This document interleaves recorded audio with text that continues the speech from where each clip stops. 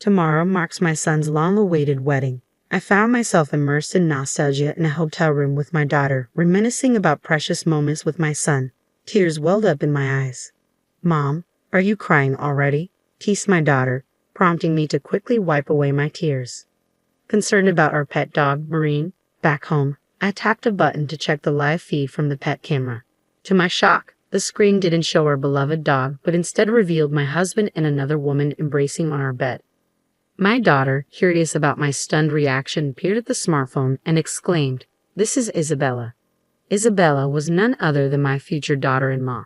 Taking the smartphone from my son's selfie stick, my daughter turned to me with a serious expression. "Let's reveal this tomorrow." I hesitated, not wanting to spoil my son's special day, but a chilling phrase from the smartphone made me accept my daughter's proposal. "I'm going to expose everything to everyone. My name is Olivia. I'm a 51-year-old housewife, living an ordinary life. For the past decade, I've worked part-time as a cashier, earning respect as the longest-serving employee. My husband Jacob recently turned 60 and works in an office. We met at work, where he trained me. His dependable nature drew me in, and after marriage, he became increasingly patriarchal, avoiding household chores due to work demands. We have 2 children, Noah, a reserved yet now assertive young man, and Emma, soon to graduate and start her career. Noah has been dating Isabella since high school, and she's practically family. Despite our initial joy at Noah's impending marriage, Isabella's behavior grew erratic. Suspicion gnawed at me, and one afternoon, returning from work, I found Jacob and Isabella oddly together in our living room, her hair still damp. "What's going on? Jacob, why aren't you at work?" I demanded, unsettled by their uneasy silence. "I apologize for intruding while you were out, even using the shower and borrowing some of Noah's clothes. I'm sorry for the inconvenience, especially since Jacob should be at work," Isabella said timidly. "It's all right, Isabella. Don't worry. We're going to be family soon, so there's no need to be so formal," I reassured her. She brightened up immediately and hugged me warmly. Isabella's outgoing nature made physical affection like this quite common, so I accepted it easily. "Isabella is really sweet. I wish she'd hug me too," I thought to myself, prompting her to retort playfully, seeming somewhat pleased by the interaction. Despite any misgivings, I assured myself nothing untoward could happen. Isabella soon left, mentioning she was going home. However, she began visiting our house more frequently when Noah wasn't around. "Hey Jacob, Isabella has been coming over quite often lately, hasn't she?" I asked one evening. "Well, Noah's always working late. She must get lonely. Isn't she adorable, like a real daughter?" Jacob replied casually. "That does make sense when you put it that way.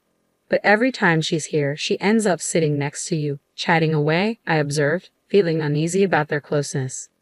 I wasn't the only one concerned. Emma, our daughter, had also mentioned it several times. "Isabella, aren't you getting a bit too cozy with Dad?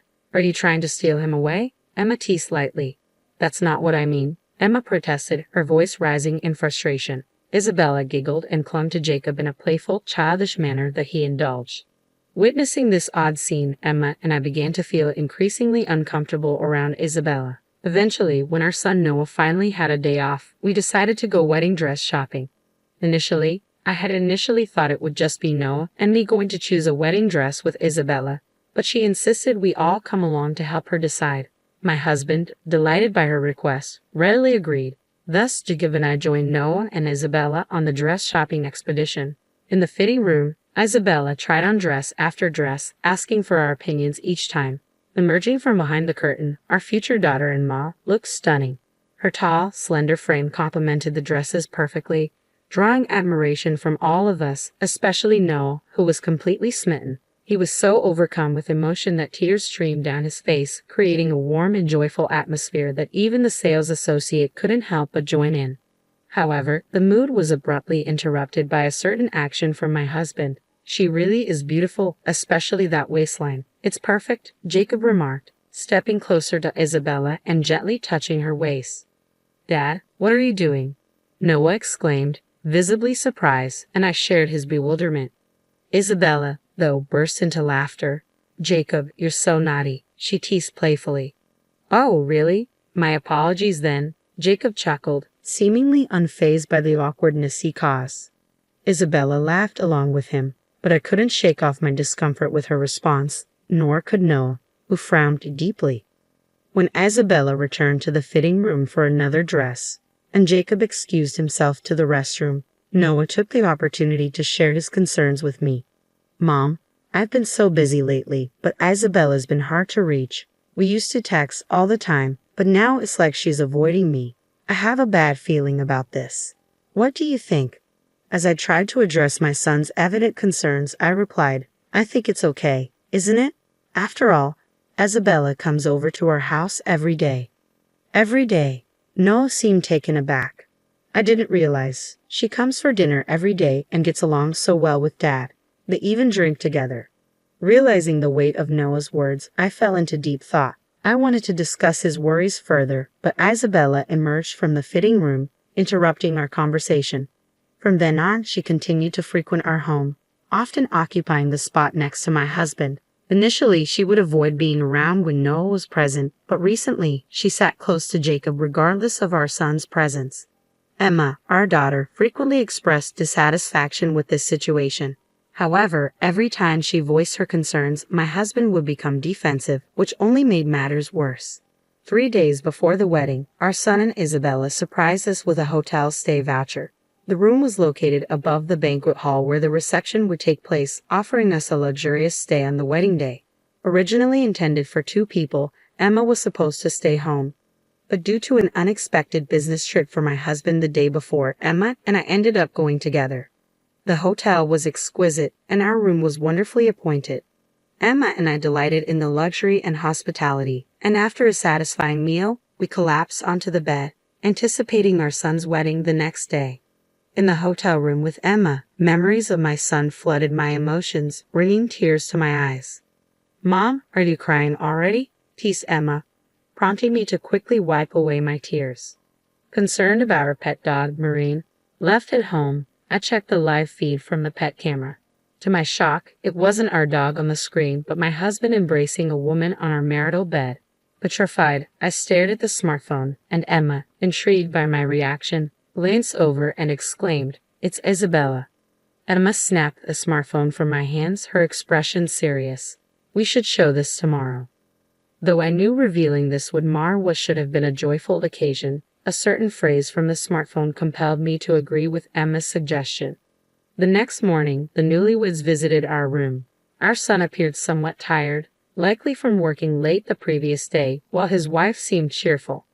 "Oh, my father-in-law isn't here yet? I hope he's not too tired," Isabella remarked casually. Under normal circumstances, it would have been innocuous, but after witnessing yesterday's revelation, the implied meaning made me feel queasy. "Oh, Olivia, are you feeling unwell? I'm worried. Please don't collapse during the reception," Isabella continued cheerfully, unaware of Emma's glaring stare as she supported me. Suppressing my discomfort, I managed a smile. "I'm fine, dear Isabella. Shouldn't you start getting ready soon?" "All right then, I'll go get him ready," Isabella said, pulling our son along as they left. After they departed, Emma and I headed to meet the wedding coordinator. "Congratulations on the marriage," the coordinator greeted us. "Thank you," I replied, trying to maintain composure amidst the swirling emotions.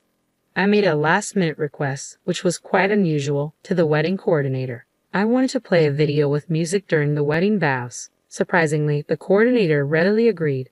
When asked if he could preview the content beforehand, I explained that I wanted it to be a surprise for everyone until the last moment. Respectfully, he agreed not to review it beforehand. I felt a pang of guilt for springing this on the hard-working coordinator at the last minute, but I also saw it as a perfect opportunity for justice. Just in time, my husband arrived at the hotel after meeting with the bride's parents. The wedding ceremony began smoothly, with our son looking solemn contrasted against the radiant bride. As the priest announced the time for vows, just as my son's wife was about to respond, the venue filled with the sounds of a man and a woman flirting. "Oh, stop. You know you can't touch me there." "Oh, really? But I know you love it, don't you?" The voice echoed through the venue, shocking the guests as a video began playing on the wall. My son's wife quickly realized what was happening and urgently gestured to the staff to stop the video, which showed my husband with Isabella. However, my daughter and I stood up and exclaimed loudly, "Wait, isn't that our dad?" "Oh my, it is." and the woman with him is Isabella. The guest buzzed with shock and confusion. My husband, pale and petrified, tried to pull me down to sit, but I shrugged him off, continuing to talk loudly with my daughter. Wait, they're both naked. And isn't that our parents' bedroom? You're right.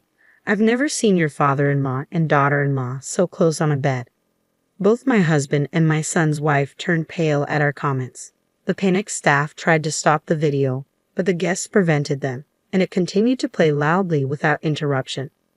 Then a bombshell dropped in the video. Actually, I'm pregnant. I was planning to announce it at the wedding tomorrow, but I think it might be your child. That's great. It'll be fun if Noah ends up raising my child. And when the child is born, we can have another one. The venue erupted in disbelief and chaos as the guests reacted to the shocking revelations in the video. I felt a throbbing headache building from this surreal drama unfolding around us. The guests were stunned and started whispering amongst themselves. My son's wife attempted to stop the audio herself, but her elaborate dress hindered her efforts, causing her frustration to grow as the video continued to play. Stop it, Jacob, she exclaimed in vain. Haha, maybe I should suggest we all live together and leave all the housework to the old hag. My husband's voice echoed through the venue. That old hag he's referring to is me. How rude, I commented to my daughter, who sympathized before adding, Yeah, Mom, I feel sorry for you, but wow, those two are really going at it, aren't they? The guests chuckled at my daughter's blunt observation, while both my husband and my son's wife blushed deeply. As the video finally ended, a heavy silence fell over the room. The first to break it was my son's wife, her typically beautiful face contorted in anger, breathing heavily. My husband stood up defensively, trying to explain, It's not what it seems. You're misunderstanding. Ignoring his excuses, I turned to my daughter and remarked, That old hag he mentioned. That's me. Can you believe it? Before I could contain my amusement, loud laughter erupted from the front of the room. It was my son. All eyes turned to him as he laughed uncontrollably, seemingly losing his composure. After a hearty laugh, his expression suddenly turned serious. I knew about Dad's affair with Isabella. I was genuinely surprised by this surprise from you, Mom, and everyone else, he admitted. But Dad's excuse, he continued, barely able to contain his laughter. I can't help but laugh at it. Wait, what do you mean you knew? His wife exclaimed, clutching onto him in disbelief. Brushing her aside, my son retrieved an envelope from his pocket and tossed its contents towards the guests. What? What is this? I asked aloud, looking at the papers that my husband's wars revealed, images of him and my son's wife entering a hotel and in our bedroom. My son then turned towards the priest and addressed the guests, his voice now serious and composed. Thank you all for attending our divorce ceremony today, he announced calmly. The reception following this will be a dining event. Please enjoy your meal. Wait, Noah, what do you mean by divorce ceremony? His wife panicked, shouting at him. Unfazed, my son called over a staff member, who handed him the microphone to address the stunned guests. It was about 6 months ago when I first discovered my father's affair with Isabella. I had returned home early that day feeling unwell. As I entered, voices echoed from my usually empty room.